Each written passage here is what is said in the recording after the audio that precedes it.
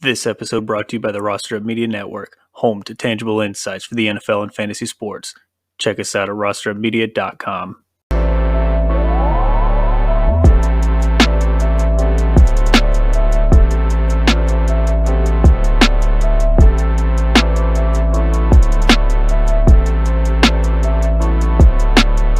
Outstanding. Another episode of the RUSL, everyone. Today, values/must draft players and rookies. I'm your host, C-Baby Andrew Spate, and I have the law with me and Ooze. Guys, another episode, another day closer to kickoff. How we feeling? Good. You know, again, we just draft weekend, draft weeks coming up. You know, just praying for this weekend that any guys that draft do not get injured Or cut. or cut. No David Garage.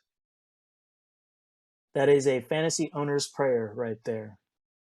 We're going to jump right into our show, but first, like always, please go like, follow, subscribe, YouTube channel, Instagram, Facebook, Twitter, all the above, Apple Podcast, Spotify, wherever you listen to your podcasts. Check us out. Check out the rest of Roster Up Media and follow us all season long.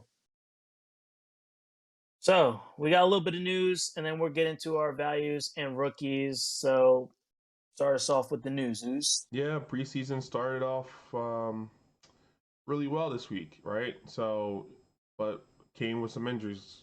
Can't avoid him. You know what I mean? Unless you can avoid him if you just sit your starters, right? But the Jets did not. Zach Wilson suffered a bone bruise. He actually was going. I saw today. I think he had a minor tear as well. I think he's going for surgery. He's out for 6 to 10 weeks. We'll see. I think it's Joe Flacco, I believe. Law, that's your backup, right? Yeah. I wish we had a worse one so we could end up with a better pick. So, that being said, Joe Flacco is the guy for them. I'm guessing the beginning of the season, right? In the Deshaun Watson drama, suspension, is he going on the whole year? Or is it Jacoby Brissett? Supposedly, the Browns were looking to consider Jimmy G as a potential suitor. I don't think that's a good move, but hey, the Browns is a dumpster fire on their own. James White retired this week. Congrats to him, getting out when he can. He had an injury that he just couldn't. The reason why it was he had an injury that he just couldn't get over and was still lingering till today, or till this off season. So he decided to hang it up after a great career. We'll never forget him in the 28-3 Super Bowl where he went absolutely nuts. So James White, go take care of yourself, take care of your body. You have a long life to live with a lot of money. Drake London, the rookie, injured his knee during preseason. We'll see what's the status on him and if he's starting the season as well. All right. That was our news. We're gonna talk some values/must draft players first. We each pick two. We'll take turns. I'll go first. Ooze, then Law will finish us up, and then we'll cycle through again. So when we talk about values/must draft players, we're talking about players who are in sweet spots in their drafts and they're able to return on value, or their return on value is very insane. They have the potential to break or just have put up high numbers, but for whatever reason, their ADP is not up to those high standards or up to that high ADP. Someone to think of last year is kind of like Tom Brady. He was drafted probably like QB 9 or 10, late rounds. Some people, just picked him because he was there. And in most formats, he was either number 1, 2, or 3. So that's a perfect example of a value must draft player. So to start us off, I'm going to go with AJ Dillon. So we had mentioned on the last show, check your, formats, the where you're drafting for their ADPs. And most of our drafts are on ESPN, or most of our leagues are on ESPN. So I've been doing some ESPN drafting. And I noticed that AJ Dillon is going like 90th something pick. And like we've mentioned on earlier shows, he's like a 24 top back, which means he's an RB2 on a team where Adams left. And generally speaking, when targets are up for grabs, you see some of those targets go to RBs. They get a little uptick in the targets, as well as, the next up wide receiver to step into that role. Also, if Aaron Jones ever gets hurt, then you have the entire Green Bay backfield in Dylan's hands. So we're talking about Aaron Rodgers, high-powered offense. Yes, Adams is gone. You could see a lot more targets go Aaron Jones and AJ Dillon's way. But for a team that carried two RBs and they both finished, top 24 last year, why would you not take that, value on AJ Dillon, especially if you went wide receiver or tight end early, or even zero RB to start your draft? He's going later rounds, 6th round, 7th round, usually is ADP. But like I said, ESPN 90 is something pick. That's like the 8th round. So I try to grab him where I can in these mock drafts. So if you're thin at wide or at running back, AJ Dillon, good value, good return. Dare I even call it, extreme value here. So I'm gonna kick it to Ooze, who I think is just gonna stay in Green Bay here. Yeah, staying with the cheeseheads right now, right? Going with Alan Lazard. Alan Lazard right now, he is projected to be in the 8th round. Imagine being the 8th round and being the #1 target for Aaron Rodgers, right? Insane for me. Um, yes, you're missing, Devontae Adams. He's gone to the Raiders. MVC. You have old Randall Cobbs there, but Alan Lazard is the guy, right? There's a lot of shares that was left from Devontae Adams. Like, look at the Devontae Adams stats from last year. He had 169 targets, 123 receptions, 1,500 yards, and 11 touchdowns. Where's that going to? Not going to Tunyon. It's not going to. I don't feel like it's going to AJ Dillon or Aaron Jones. I think most of those shares are going to Alan Lazard. 6'5", quick. He's going to be the guy that, he's been trying to break out for the last 2 years anyways, but he had a juggernaut of a wide receiver in front of him, right? So in the 8th round, being the #1 target for Aaron Rodgers, sorry, I think this guy is going to be a great value.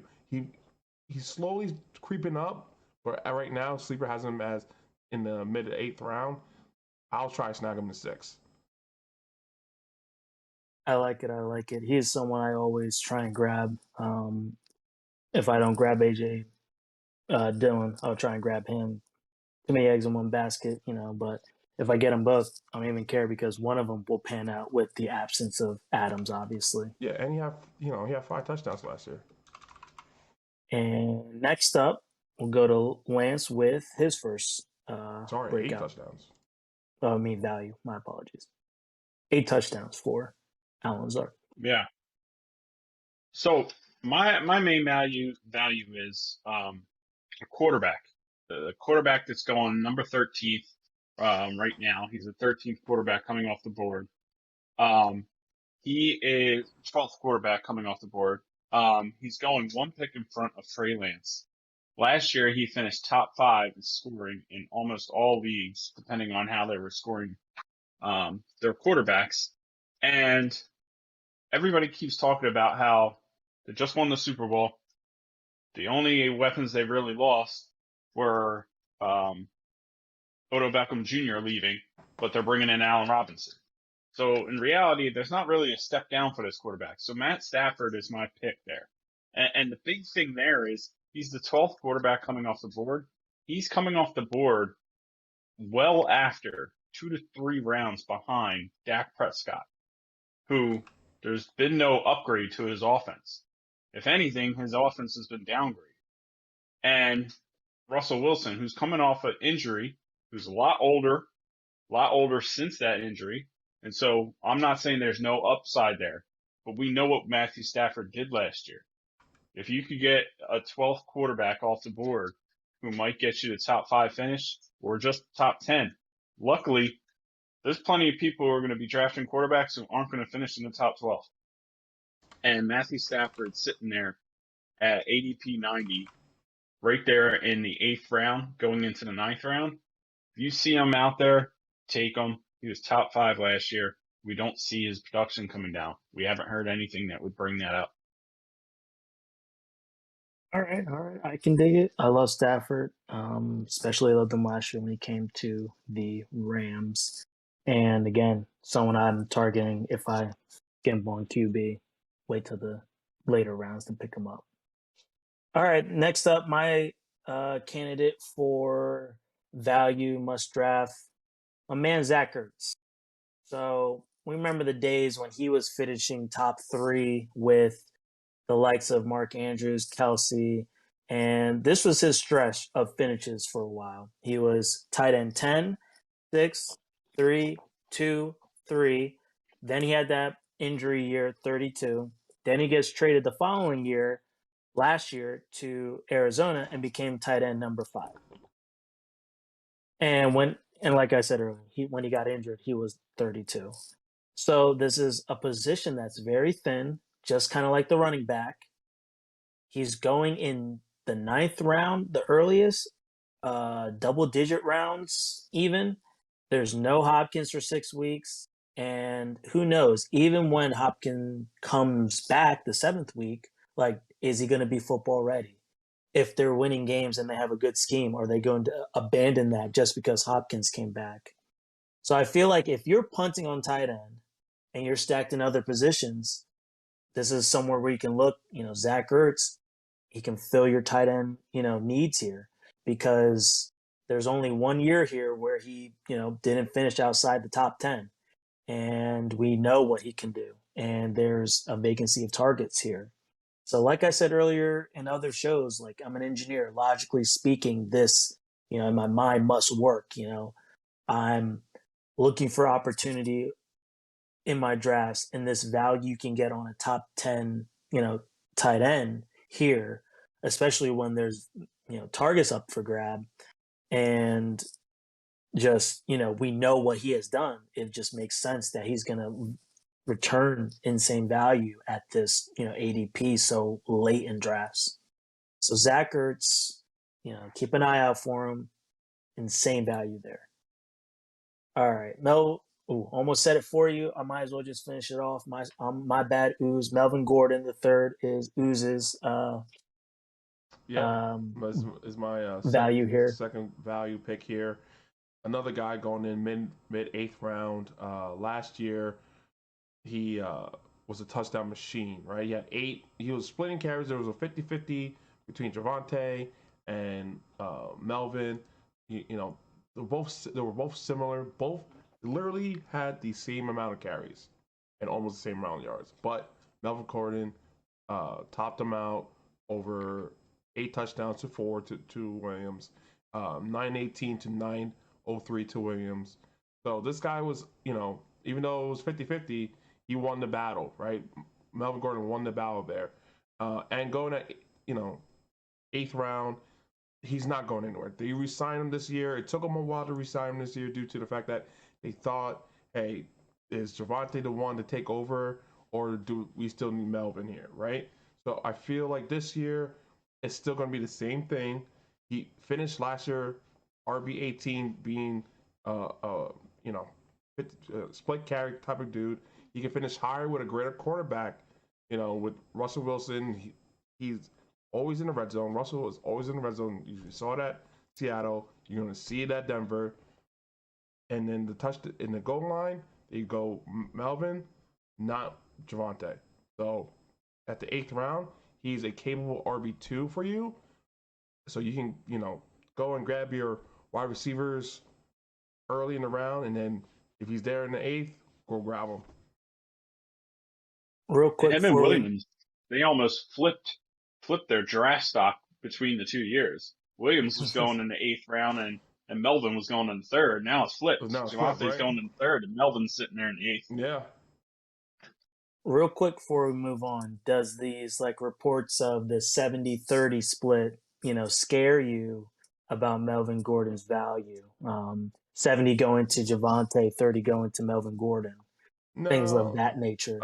it doesn't scare me just because they thought that. I feel like they thought that last year, and it ended up being 50-50. That was the reason. If you watched the Denver Broncos last year, Javante was getting like it seemed Javante was getting a lot more snaps, but they saw that hey, he wasn't really. I mean, it was his rookie year. He wasn't really getting the offense. He wasn't really getting like busting through the hole. So it was a gradual thing. Like, hey, we still have Melvin. He's still a Pro Bowler. Let's get him in there. And I think they saw that it worked. And now they have a good quarterback. They have Sutton back fully healthy. Jerry Judy on the other side. 2 good tight ends. I think that it's going to be just, hey, if it ain't broke, don't fix it. This guy's both of them had 1,000 yards. One had more touchdowns, Melvin Gordon. One didn't.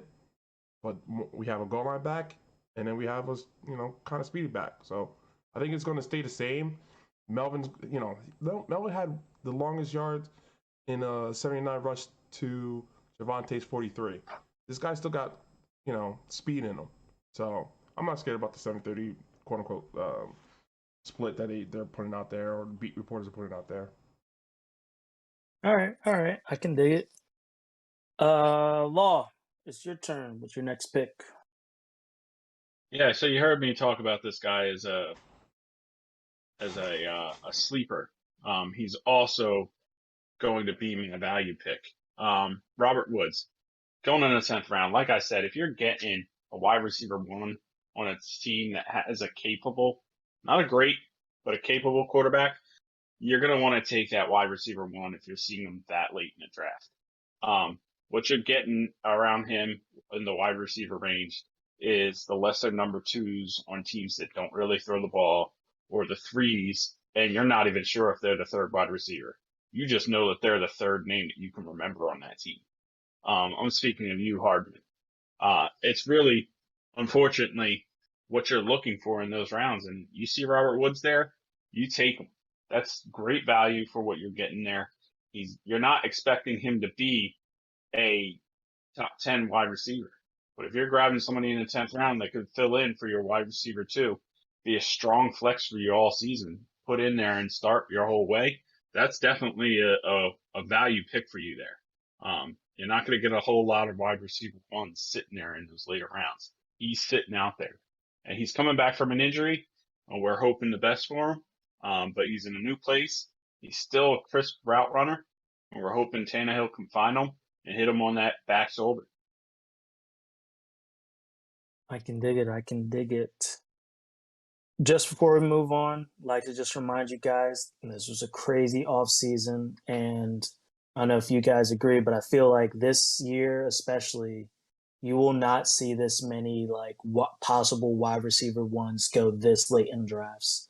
A lot of question marks on these teams now, and we've been bringing it up, numerous times where Alan Lazard or Robert Woods, they're going very close to double-digit rounds, and they, could be the number 1 or gonna be the number 1 for these teams. So you gotta keep an eye out. And if anything, if you're in the teens of your drafts, make sure you grab someone from these offenses with question marks, because if that number 1 person goes down, the next person's got to step up, and maybe that's the person you drafted. So things to just remember as you're drafting. You might see that with wide receivers for the future going forward, because I feel like teams that draft these wide receivers and who have them for 2-3 years, some of them cut them loose because they don't want to try and rebuild better habits, or they know what they have and they know what they aren't going to get out of that wide receiver. Whereas the people out in the market are like, I can probably take that guy and reclimate him. And so you might see people cutting loose with these wide receivers earlier and earlier than they have in previous years.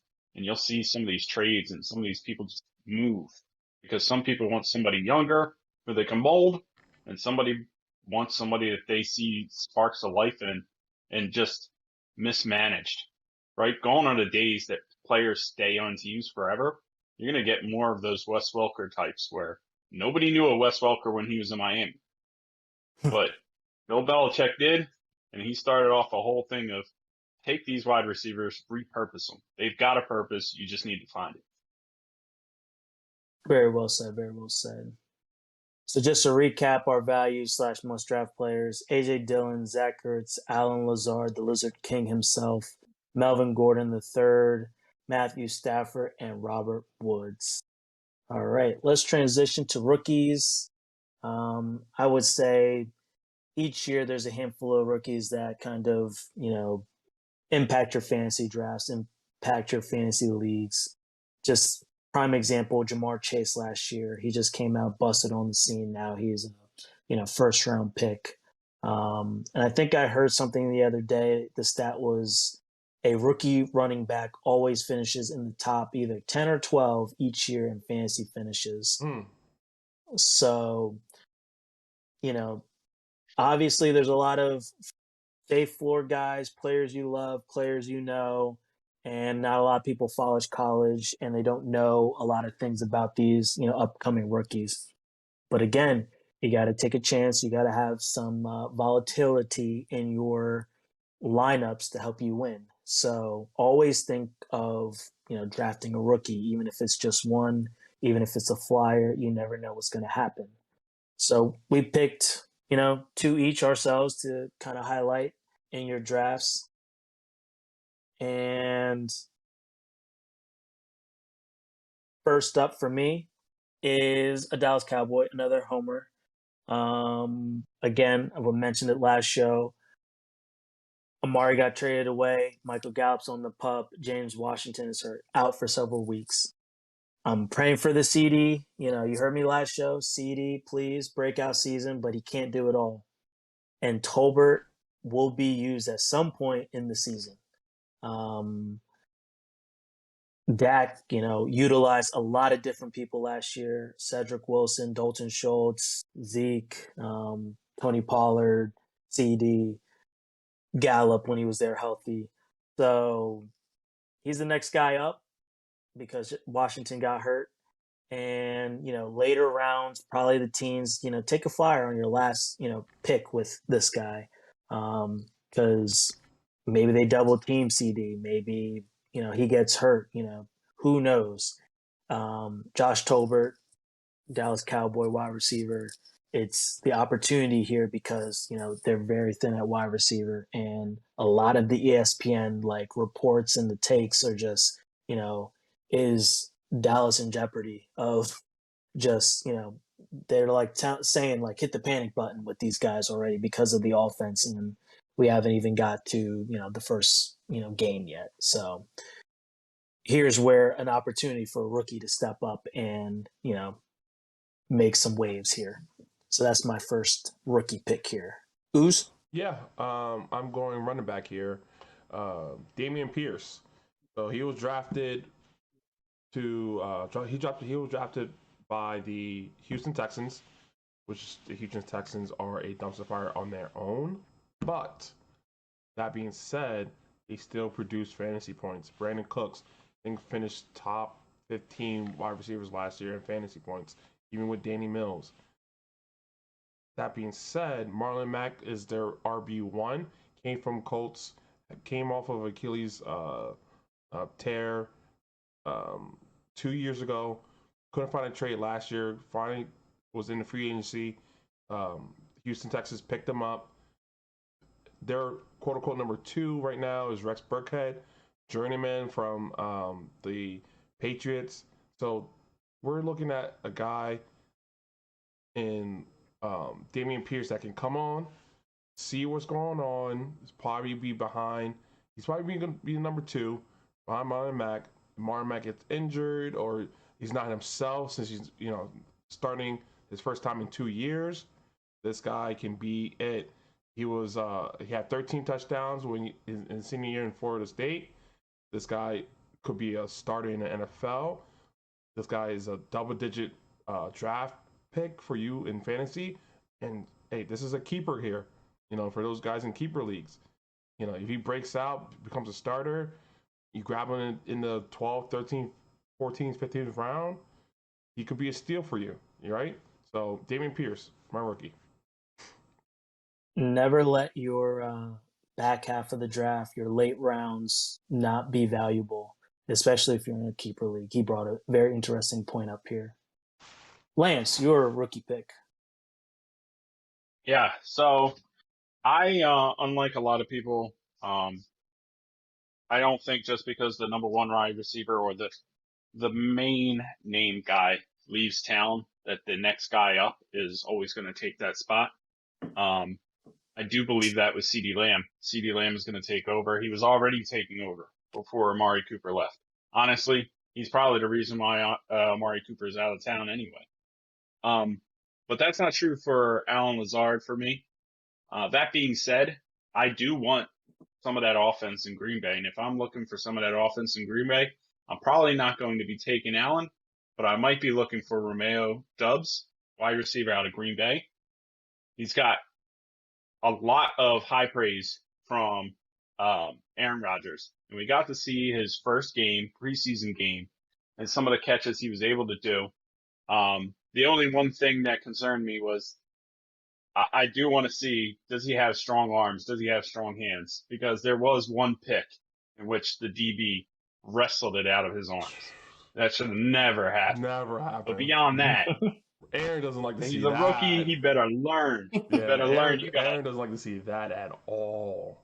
You gotta secure the bag. Yeah, I mean, come on. Secure the bag, lol. Yeah.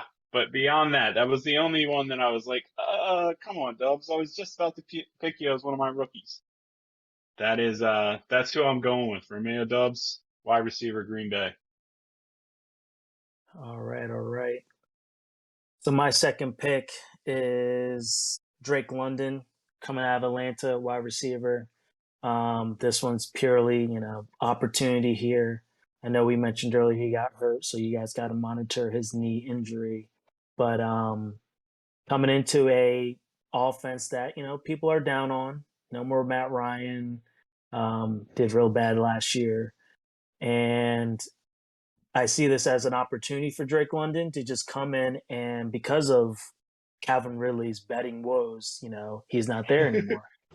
And basically, he's the only person he's finding targets against is Kyle Pitts. Yes, Mariota's throwing the ball, and that is a problem, but he's got to throw the ball. It's got to go somewhere. So between him and Kyle Pitts, they got to fight over targets. So we're talking about someone going the 7th round, 8th round, kind of high. If he falls to you later rounds based on the format you're drafting in, you can probably get this guy pretty late, and he can hopefully make an impact because of the opportunity and the talent. I believe he's 6'6", and it's just either going to be the Kyle Pitts show or the Drake London show, in Atlanta this year. So roll the dice, take the bet. You heard it here first, Kyle Pitts show. If, he's wrong, obviously it's going to be Drake London. Should we put a bet up on whether London outperforms Kyle Pitts? I mean, I'll take that if he's willing. I'll take that. Yeah, because you're sitting there. You thought about it way too long. No, it wasn't that long. It wasn't that long.